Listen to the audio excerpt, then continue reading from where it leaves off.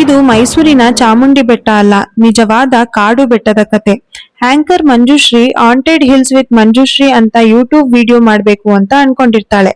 ತಕ್ಷಣ ತನ್ನ ಸ್ನೇಹಿತರಾದ ಸುನಿಲ್ ಮತ್ತು ರಘುಗೆ ಕಾನ್ಫರೆನ್ಸ್ ಕಾಲ್ ಮಾಡಿ, ಒಂದು ವಿಚಿತ್ರ ನಡೆಯುವ ಬೆಟ್ಟ ಇದೆಯಂತೆ. ನನ್ನ ಸ್ಕ್ರಿಪ್ಟ್ಗೆ ಅದು ಸರಿಯಾದ ಜಾಗ ಅನ್ನಿಸ್ತಾ ಇದೆ. ನೀವಿಬ್ರು ನನ್ ಜೊತೆ ಸ್ಕ್ರಿಪ್ಟ್ಗೆ ಸ್ಪಾಟ್ ಪ್ಲಾನಿಂಗ್ ಮಾಡೋಕೆ ಬರ್ತಿದ್ದೀರಾ ಅಷ್ಟೇ ಅಂತ ಹೇಳ್ತಾಳೆ. ಸುನಿಲ್ ಮತ್ತೆ ರಘು, ಏನು ನಿನಗೆ ನಾವೇ ನೆನ್ಪಾದ್ವಾ, ಬೇರೆ ಯಾರು ನೆನ್ಪಾಗ್ಲಿಲ್ವಾ? ಆ ವಿಚಿತ್ರವಾದ ಬೆಟ್ಟಕ್ಕೆ ಕರ್ಕೊಂಡು ಹೋಗ್ಬೇಕಾ ನಮ್ನ ಸಾಯಿಸ್ಬೇಕು ಅಂತಾನೆ ಪ್ಲಾನ್ ಮಾಡಿದ್ಯಾ ಅನಿಸುತ್ತೆ ಅಂತ ಹೇಳ್ತಾರೆ. ಆಗ ಮಂಜುಶ್ರೀ, ನಾನೇ ಧೈರ್ಯವಾಗಿ ಹೋಗ್ತಾ ಇಲ್ವಾ, ನೀವೇನ್ ಎದುರು ಪುಕ್ಳುಗಳ ತರ ಎದುರ್ಕೋತಿರಲ್ಲ ಅಂತ ಹೇಳ್ತಾಳೆ. ನಾಳೆ ಬೆಳಗ್ಗೆ ಬೇಗ ಮೈಸೂರಿಂದ ಹೊರಟ್ರೆ ಮಧ್ಯಾಹ್ನಕ್ಕೆಲ್ಲ ನಾವು ಆ ಜಾಗದಲ್ಲಿ ಇರ್ತೀವಿ ಅಂತ ಹೇಳಿ ಕಾಲ್ ಕಟ್ ಮಾಡ್ತಾಳೆ. ಮರುದಿನ ಮಧ್ಯಾಹ್ನ 12 ಗಂಟೆಗೆ 3 ಸ್ನೇಹಿತರು ಬೆಟ್ಟದ ಹತ್ರ ಬರ್ತಾರೆ. ಆಂಕರ್ ಮಂಜುಶ್ರೀ ಸುನಿಲ್ ಮತ್ತು ರಘುಗೆ ತನ್ನ ಸ್ಕ್ರಿಪ್ಟ್ ಬಗ್ಗೆ ಹೇಳ್ತಾಳೆ. ಹಾಗೆ ಸ್ಕ್ರಿಪ್ಟ್ಗೆ ತಕ್ಕಂಗೆ ಸ್ಪಾಟ್ಗಳನ್ನ ಪ್ಲಾನಿಂಗ್ ಮಾಡ್ಕೊಳ್ಳಿ ಅಂತ ಹೇಳಿರ್ತಾಳೆ. ಈ ಬೆಟ್ಟದಲ್ಲಿ ಯಾರಿದ್ದಾರೆ, ಈ ಬೆಟ್ಟದಲ್ಲಿ ಏನ್ ವಿಚಿತ್ರ ನಡೆಯುತ್ತೆ ಅನ್ನೋ ಕುತೂಹಲ ಇವಳ್ದು. ಬಂದಿರೋ ಕೆಲ್ಸನೂ ಬಿಟ್ಟು ಸುನಿಲ್ ಮತ್ತು ರಘುಗೂ ಹೇಳ್ದೆ ಬೆಟ್ಟದ ಕಡೆ ಹೋಗ್ತಾಳೆ. ಅವಳ ಹಿಂದೆನೆ ಯಾರ್ದೋ ದೊಡ್ಡ ಗಾತ್ರದ ನೆರಳು ಬೀಳುತ್ತೆ. ನನ್ನ ಹಿಂದೆ ಯಾರಾದ್ರೂ ಬಂದ್ರ ಅಂತ ತಿರುಗಿ ನೋಡ್ತಾಳೆ. ಯಾರು ಇರೋದಿಲ್ಲ. ಅಂದ್ರೆ ನಿಜವಾಗ್ಲೂ ಅಲ್ಲಿ ಯಾರೋ ಅವಳನ್ನ ಫಾಲೋ ಮಾಡ್ತಾ ಇರ್ತಾರೆ. 3 ಜನ ಬಿಟ್ಟು ಇಲ್ಲಿ ಯಾರೂ ಇಲ್ಲ, ಆದ್ರೂ ನನ್ನ ಯಾರೋ ಫಾಲೋ ಮಾಡ್ತಾ ಇದಾರಲ್ಲ, ನನ್ ಸುತ್ತ ಯಾರೋ ಇದ್ದಾರೆ ಅನ್ಸುತ್ತೆ ಅಂತ ಅನ್ಕೊಂಡು ಮುಂದೆ ಹೋಗ್ಬೇಕಾದ್ರೆ ಒಂದು ಕರಡಿಯ ಗರ್ಜನೆ ಕೇಳಿಸುತ್ತೆ.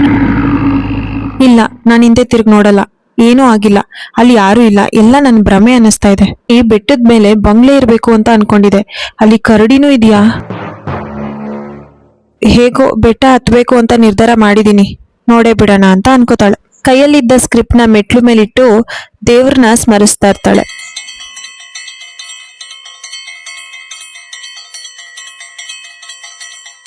ದೇವ್ರ ನನ್ ಜೊತೆ ಇರ್ತಾನೆ, ಏನಾಗಲ್ಲ, ಧೈರ್ಯ ಮಾಡಿ ಕೈ ಮುಗ್ದು ತಾನಿಟ್ಟಿದ್ದ ಸ್ಕ್ರಿಪ್ಟ್ ನ ತಗೊಳೋಕೆ ಅಂತ ಹೋಗ್ತಾಳೆ. ಅವಳ ಸ್ಕ್ರಿಪ್ಟ್ ಅಲ್ಲಿ ಇಲ್ದೇ ಇರೋದನ್ನ ನೋಡಿ ಗಾಬರಿ ಆಗ್ತಾಳೆ. ಸ್ಕ್ರಿಪ್ಟ್ ಏನಾದ್ರೂ ಗಾಳಿಗೆ ಆರೋಯ್ತಾ, ಹೇಗ್ ಮಾಯ ಆಯ್ತು, ಇಲ್ಲೇನ್ ಅಷ್ಟು ಗಾಳಿನೇ ಇಲ್ವಲ್ಲ ಅಂತ ಅನ್ಕೋತಾಳೆ. ಮತ್ತೆ ಅವಳಿಗೆ ಕರಡಿಯ ಗರ್ಜನೆ ಕೇಳಿಸುತ್ತೆ. ಯಾರು ತನ್ನಿಂದ ಹೋದ ಹಾಗೆ ಅನಿಸುತ್ತೆ. ಆಂಕರ್ ಮಂಜುಶ್ರೀಗೆ ಕರಡಿ ಅಲ್ಲೇ ಇದೆ ಅನ್ನೋದು ಗೊತ್ತಿರ್ಲಿಲ್ಲ. ಅವಳು ಸ್ಕ್ರಿಪ್ಟ್ ಹೇಗೆ ಕಾಣೆಯಾಯ್ತು, ಅಲ್ಲೇ ಇದ್ದ ಸ್ಕ್ರಿಪ್ಟ್ ನ ಯಾರು ತಗೊಂಡಿರ್ಬೋದು ಅನ್ನೋ ಕನ್ಫ್ಯೂಷನ್ ಅಲ್ಲಿ ಮುಂದೆ ಹೋಗ್ತಿರ್ತಾಳೆ. ಹಾಗೆ ಮೆಟ್ಟಿಲೇರಿ ಮುಂದೆ ಹೋಗುವಾಗ ಅವಳನ್ನ ನೋಡಿ ದೊಡ್ಡ ಕರಡಿ ಗರ್ಜಿಸುತ್ತೆ.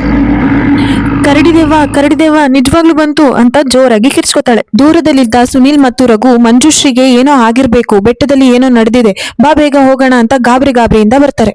ಹೊಟ್ಟೆ ಉಣ್ಣಾಗುವಷ್ಟು ನಗೋಕೆ ಶುರು ಮಾಡ್ತಾರೆ. ಆಗ ಮಂಜುಶ್ರೀ, ಯಾಕೆ ನಗ್ತಿದ್ದೀರಾ ಇಬ್ರು, ನನಗೆ ಜೀವನೇ ಬಾಯಿಗೆ ಬಂದಿತ್ತು ಗೊತ್ತಾ ಹೇಳಿ ಕರಡಿ ಕೈಯಲ್ಲಿದ್ದ ಸ್ಕ್ರಿಪ್ಟ್ ನ ಕಿತ್ಕೊಂಡು ಮುಂದೆ ಹೋಗ್ತಾಳೆ. ಆಂಕರ್ ಮಂಜುಶ್ರೀಗೆ ಇಷ್ಟೊತ್ತು ಎದುರಿಸಿದ್ದು ಪ್ರ್ಯಾಂಕ್ ಮಾಡಿದ್ದು ನಿಜವಾದ ಕರಡಿ ಆಗಿರ್ಲಿಲ್ಲ, ಕರಡಿ ವೇಷಧಾರಿಯಾಗಿದ್ದ ಒಬ್ಬ ಮನುಷ್ಯ. ಮುಂದೆ ಹೋಗ್ತಿದ್ದ ಆಂಕರ್ಗೆ ಕರಡಿ, ನಮ್ಮನ್ನ ನೋಡ್ಲಿಕ್ಕೆ ನೀವು ಬಂದಿದ್ದೀರಿ, ನಿಮ್ಮನ್ನ ನೋಡ್ಲಿಕ್ಕೆ ನಾವು ಬರ್ಬಾರ್ದಾ ಅಂತ ಕಾಮಿಡಿ ಬಂಚ್ ಬೇರೆ ಕೊಡ್ತು. ಸಾರಿ ಮೇಡಮ್ ಅವರೇ, ಬರ್ಡೇ ಪಾರ್ಟಿ ಮುಗಿಸ್ಕೊಂಡು ಬರ್ತಿದ್ದೆ, ನಿಮ್ಮನ್ನೆಲ್ಲ ನೋಡ್ದೆ, ನೀವೆಲ್ಲ ಯಾಕೆ ಬಂದಿರ್ಬೋದು ಅನ್ನೋ ಕುತೂಹಲದಲ್ಲಿ ನಿಮ್ಮಿಂದೇನೆ ಬಂದೆ. ನೀವ್ ನೋಡಿದ್ರೆ ಒಬ್ರೇ ಇದ್ರಲ್ಲ, ನಿಮ್ಗೆ ಪ್ರ್ಯಾಂಕ್ ಮಾಡ್ಬೇಕು ಅನ್ನಿಸ್ತು ಅಷ್ಟೇ. ಫ್ರೆಂಡ್ಸ್ ಓಕೆನಾ ಅಂತ ಟೆಡಿ ಹೇಳ್ತು. ಆಗ ಮಂಜುಶ್ರೀ ಓಕೆ ಅಂತ ಹೇಳಿದ್ಲು. ಇಬ್ರು ಶೇಕ್ ಹ್ಯಾಂಡ್ ಮಾಡಿ ಮುಂದೆ ಹೋದ್ರು.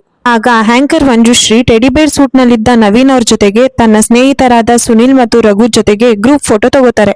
ಹಾಗೆ ಟೆಡಿಬೇರ್ ನ ಕೆಲವೊಂದಷ್ಟು ಫೋಟೋಸ್ನೆಲ್ಲ ತಗೊಂಡು ಆ ಮೊಮೆಂಟ್ ನ ಎಂಜಾಯ್ ಮಾಡ್ತಾರೆ.